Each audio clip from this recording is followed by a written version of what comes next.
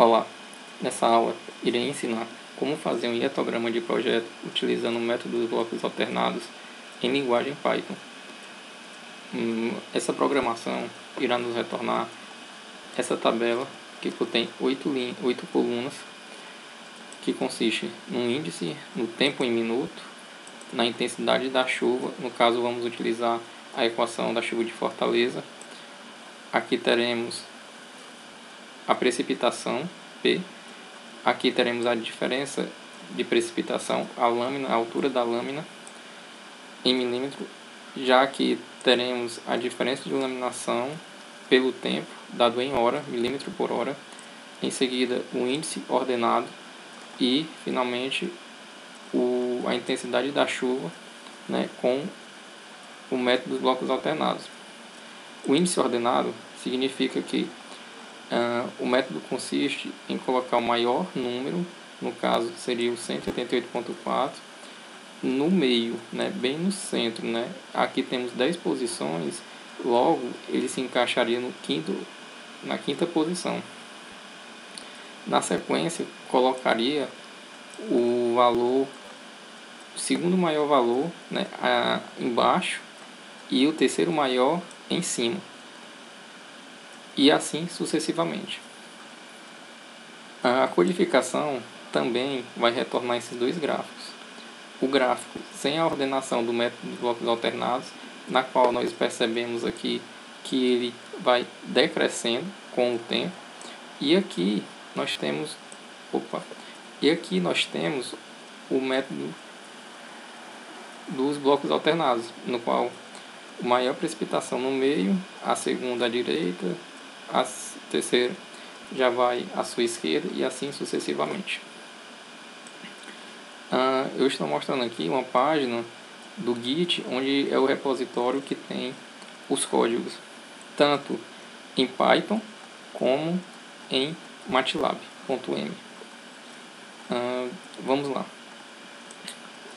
Estou abrindo aqui meu ambiente de trabalho. Estou usando aqui o Anaconda Spider em Python 3.7. Vou começar mostrando o autor, Gustavo Siebra, a data 11/5/2020, local Fortaleza, método dos blocos alternados. Comecei aqui fazendo um import do NumPy, no qual vou chamar de NP.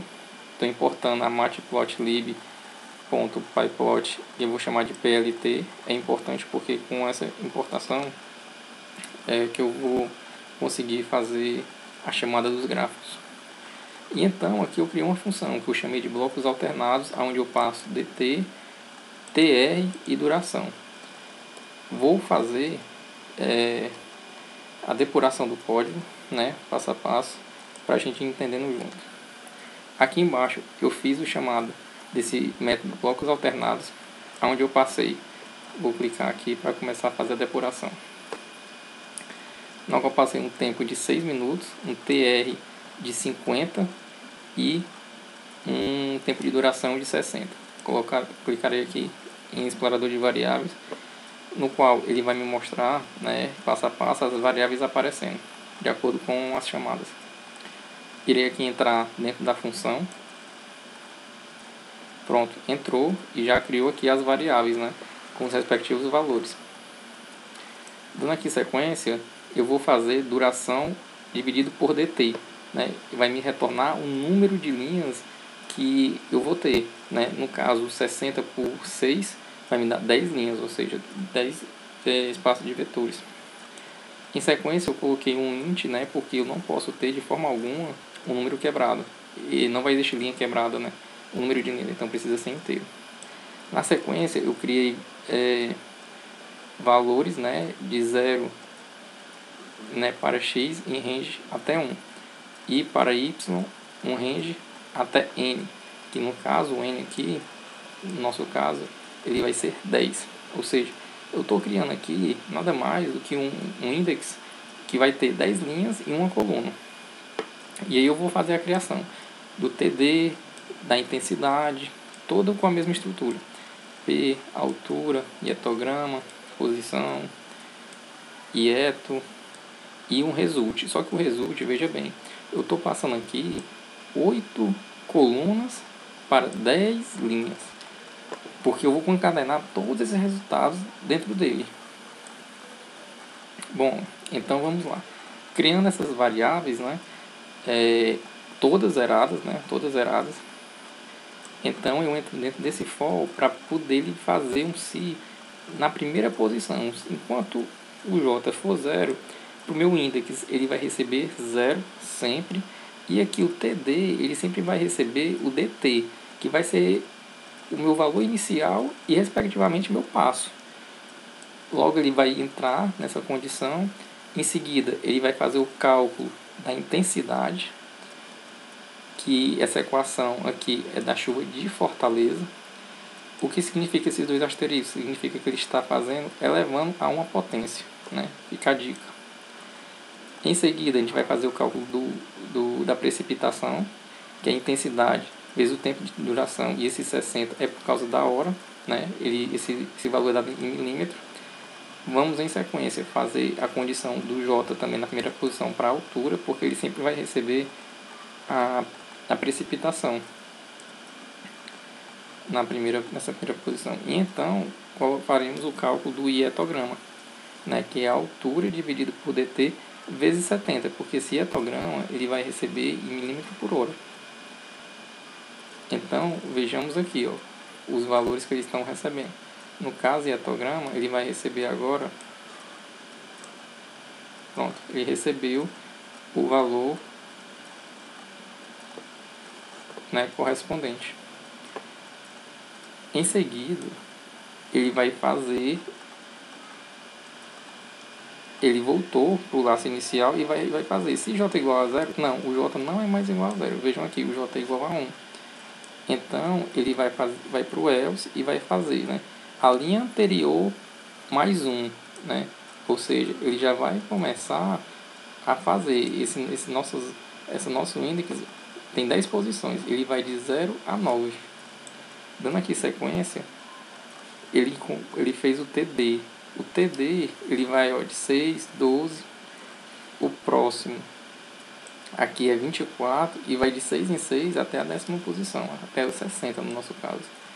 Fez de novo o cálculo da intensidade, né, para a segunda posição, e assim sucessivamente, né? Aqui ele não vai entrar nessa condição de j igual a 0 e vai entrar aqui, né? Vai fazer o cálculo do PJ e a linha anterior, né, para a altura, que é a diferença de laminação.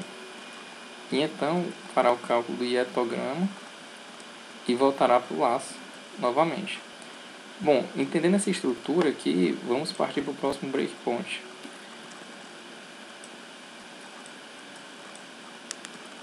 Vou dar aqui uma sequência, porque ele tá vendo que ele está no 42, penúltimo, e agora a última vez para ele sair do laço. Pronto. Nessa segunda condição aqui, a gente vai verificar o n, se ele é divisível por 2, né? Se ele for divisível por 2, ele vai ser igual a 0, né? Ou seja, então eu vou ter um número de linhas pares. Se o n não for dividido, por exemplo, fosse 11 dividido por 2, ele não é divisível, o 11 dividido por 2, ele não dá um resultado 0, né? Logo, ele vai, no nosso caso, ele vai entrar nessa condição, né? Porque o 10 ele é divisível por 2. Logo, eu vou colocar aqui, ó. Essa parte é uma parte muito importante. Por quê? Porque é aqui onde a gente vai fazer o método dos blocos alternados. Pois ele vai fazer aqui um for de i até o range de n dividido por 2. Né? Ou seja, de 10 dividido por 2 é 5. Ou seja, é da posição 0 à posição 5, nós iremos fazer esse método nesse laço. E no laço seguinte, nós iremos fazer da posição I, no caso, na posição 6 até a posição 9, né? Que o Python, o primeiro índice é 0. Ou seja, então 10 posições, ele vai de 0 a 9. Bom, ele entrou aqui no laço. Vamos ver que começou a preencher com 8. Em seguida, ele vai preencher com 6, a segunda posição. Em seguida, com 4, 2, 0. E então vai pular para o próximo for, pois ele chegou até a nossa quinta posição. Da sexta em diante, ele entrou no próximo laço e foi fazendo cálculo, no qual vai fazer 1, 3, 5, 7 e 9. E então vai sair dessa condição.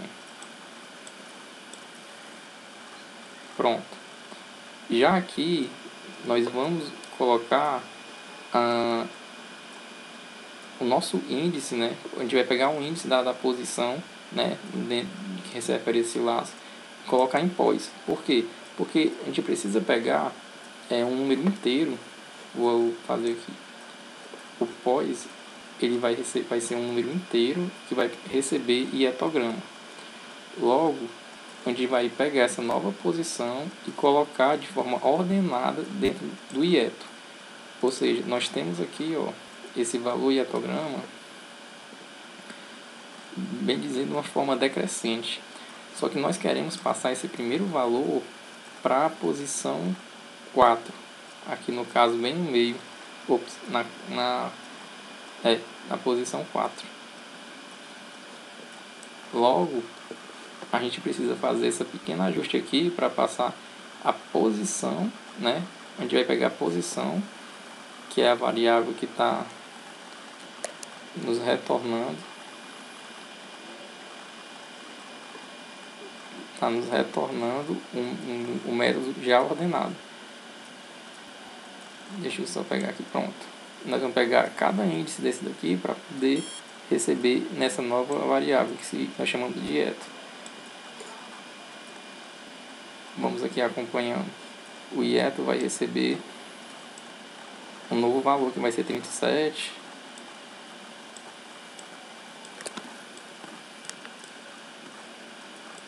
E então começa a preencher result. Result, ele vai receber todos os valores das nossas outras variáveis. Percebam que clicando aqui nós teremos, né, a primeira linha preenchida. E assim ele vai fazendo, vai preenchendo o hieto com a posição ordenada e escrevendo em result já todas as variáveis que a gente utilizou. Indo para o próximo breakpoint,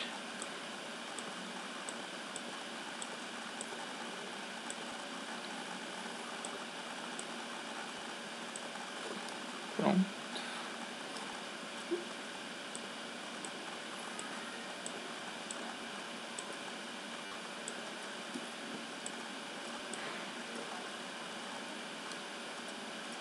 Pronto, chegando aqui no próximo breakpoint, o que acontece? Aqui a gente está salvando, né? Usei o np do numpy.savetxt, estou salvando o arquivo, chamando ele de resultado.csv, né? No qual vai receber result e botando o limitador sendo uma vírgula, com 2 casas decimais. Em seguida, estou abrindo esse arquivo que eu salvei, né? E printando na tela o resultado. Logo depois eu chamarei um plot, né, no qual passei td e hietograma. Não utilizei ainda o método dos blocos alternados. E logo vou colocar aqui em figura e vai aparecer o gráfico.